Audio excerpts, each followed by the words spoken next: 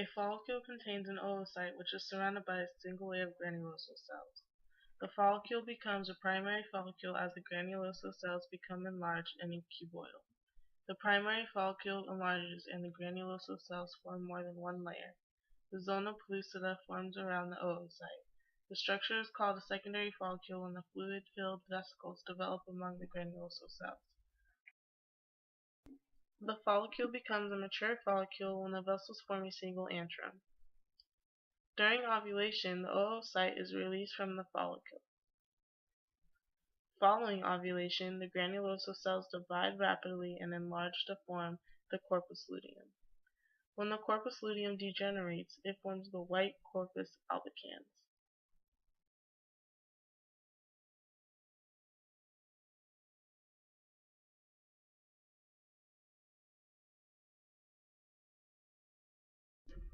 The hypothalamus releases GnRH to the anterior pituitary gland. A few days before the beginning of the cycle, the anterior pituitary begins to increase its secretion of two hormones, FSH and LH, follicle-stimulating hormone and luteinizing hormone. They stimulate ovarian follicles to grow. As the follicles grow, they begin to secrete estrogen into the bloodstream. The oestrogen released by the follicle stimulates the uterus to proliferate it. This indicates the start of the uterine cycle. About 10 days later, one follicle becomes distinctively larger than the others. This one matures, but then the other ones don't and die out. Then the dominant follicle ruptures and releases ovum. This is called ovulation.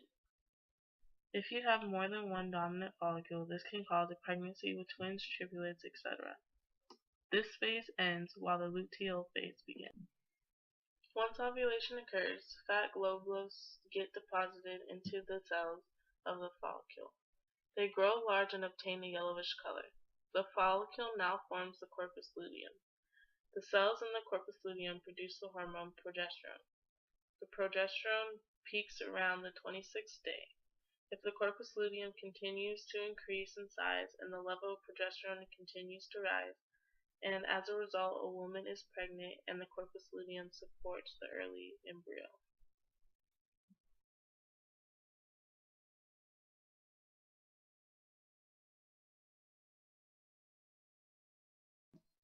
The menstrual phase, also known as menses, lasts from 1st to 5th day of the cycle. It can vary from 2 days to 7 days. Usually the flow is less the first day, increases during the 2nd and 3rd day, and diminishes on the 4th and 5th day. This consists of dead endometrial cells, blood, vaginal cells, and mucus. The lack of oestrogen and progesterone causes the endometrium to shrink. Proliferative phase. Once menstrual bleeding stops, the endometrium repairs itself and rests for 48 hours. The endometrial cells proliferate and begin to increase in size and thickness. New blood grows from old vessels.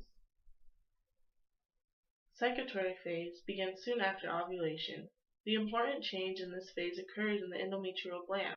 The glands increase in size and become actively secretory. Negative feedback occurs because there is no need for hormones any longer, such as menstruation. Positive feedback occurs when there is an increase in the level of hormones, such as pregnancy.